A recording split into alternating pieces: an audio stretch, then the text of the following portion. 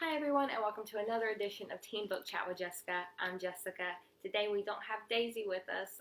She is still in bed asleep, but we are going to continue to do our book talk. So last week was our last week of the retellings. And so this week we are going to be turning our focus to heroes and villains, and that is going to be our topic for our book club that is in July. So it's July 28th. And that's going to be at 4 o'clock on a Tuesday. And so if you want to sign up, then you can just call us at 336-474-2690, and then we can get your name and email address and get you all ready so that you can participate in our teen book club for next month. And also, I want to remind y'all are doing awesome with your summer reading tickets, so continue to please turn those in. If you just come into the library drop-off, where you can come and pick up your books and drop off your books, there is a brown wooden box, and it says Teen Summer Reading Tickets, and you just drop them in there, and I will get them counted. Okay, so today, the character in our book, she's not a superhero. She's just an everyday person, but whenever you're an everyday person, you can still be a hero. So this book is called Agnes at the End of the World, and it is by Kelly McWilliams, and this is just a fantastic book.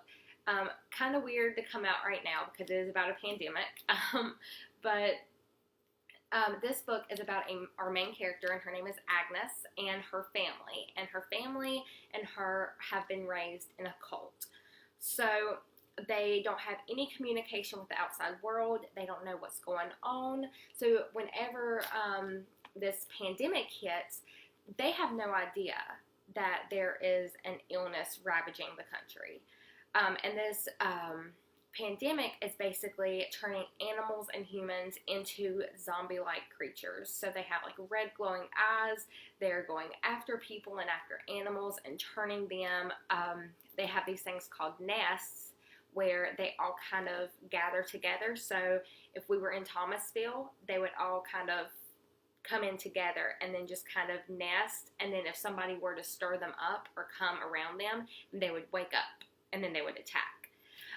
And nobody could find a cure for it yet. So since she is in like this community, they have no idea what's going on outside, because they have to look to their leader to be able to tell them everything, and he's not telling them anything. So Agnes has a little brother named Zeke, and Zeke is diabetic. And in their cult, they also don't believe in medicine, but she is kind of breaking the rules, and she is seeing this nurse so that she could get her brother some medicine so that she could keep him alive because he's very young. So whenever she goes to pick up her medicine, instead of the nurse coming, it is her son. And she finds out from the son that this pandemic is going on, and he tells them, you need to get to safety. Like, y'all are not safe here. Y'all need to go. So she kind of freaks out, but she's like, no, I can't leave my family. Well, one day something really big happens, an animal gets loose, and she decides to just go ahead and take her brother. Her other siblings don't want to leave, and so she's got to kind of do it behind her dad's back. So she takes her brother, and they run, and they meet up with the nurse and her son and a few of their friends who are trying to stay alive through this pandemic. So during this, she also finds out that she is the one that can save everybody. She is a prophet, and she finds out this because somebody comes to her, and she is able to kind of send them away. And she doesn't know what causes it, and she finally figures it out during the story, but she does figure out that she has the power to try and beat this virus so that the end of the world does not come. And so she realizes that she may have to go back to her home to save her family. But this is just a very fantastic book. It is a very quick read if you like anything that is dystopian or anything about like pandemics, heroes.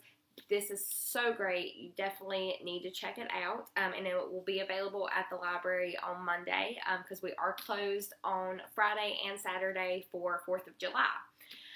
So if you want to check it out, you can definitely do that. It will be at the library and ready for you to check out. Next week, not sure what we are going to be reading yet, but it will be hero based, and I'm really excited to talk to y'all about it. So y'all have a very fantastic 4th of July. We have nothing scheduled for teens next week. We're going to let y'all have the week off so that you can celebrate with your families and maybe go on vacations or just relax at home. And remember to turn in those reading tickets as well. We can take those all week even though we don't have a program. All right, y'all have a great one, and I'll see y'all next week. Bye!